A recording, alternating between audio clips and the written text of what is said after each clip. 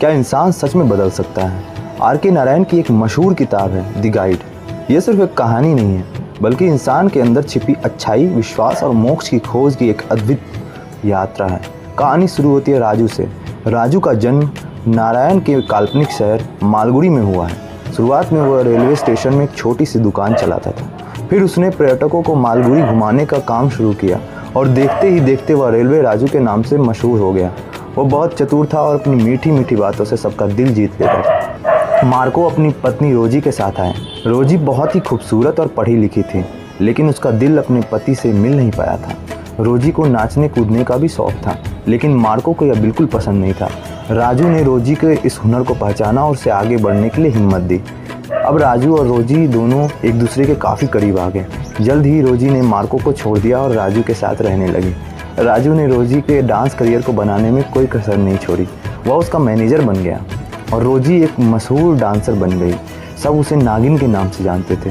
रोजी की सफलता से राजू भी काफ़ी अमीर और मशहूर हो गया। अब कहानी में यहाँ पर एक ट्विस्ट आता है। धन और शोहरत के लालच में राजू ने एक बड़ी गलती कर दी। उसने एक कानूनी दस्तावेज पर अपने दस्तखत कर दिए। जेल से छूटने के बाद राजू एक छोटे से गांव मंगल में भटकता हुआ आया और वहाँ के टूटे फूटे मंदिर में साधु के भेष डालकर रहने लगा। गांव वालों ने उसे एक साधु समझा और उसकी खूब सेवा की। राजू बहुत घबराया कि वो कोई साधु नहीं है, लेकिन गांव वालों की अटूट श्रद्धा को देखकर वह उनकी उम्मीदों पर खरा उतरने की कोशिश करने लगा। इन दिनों गांव में भयानक सूखा पड़ गया। फसलें सूखने लगी। गांव वाले बहुत परेशान थे। उन्होंने राजू से कहा कि वह तपस्या करे ताकि बारिश हो जाए। राजू ने पहले तो मना किया, लेकिन गांव वालों के भरोसे और दबाव के आगे उसे झुकना पड़ा। उसे लगा कि अब उसके पास कोई रास्ता नहीं है। राजू ने 12 दिन के लिए व्रत रखा। इन 12 दिनों में वह अपनी पिछली ज़िंदगी के सारी गलतियों के बारे में सोचता रहा। उसका शरीर भी धीरे धीरे कमज़ोर होता गया।